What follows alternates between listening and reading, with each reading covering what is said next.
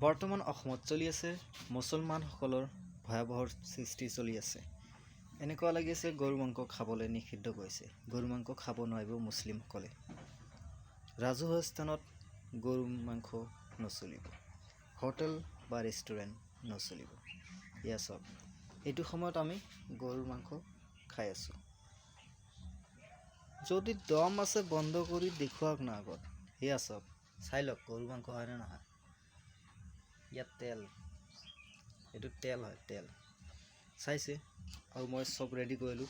এইফালে পিঁয়াজ, জলকীয়া, আদা, নহৰু আছে। আৰু এইফালেতো আছে, ঢেৰ বস্তু আইটেম আছে তলত। মানে এইখিনি আহিব, আহি কিনি এতিয়া বনাব। আমাৰ বনোৱা যে গৰু মাংসটো মানে টেষ্টিকৈ বনাব জানে।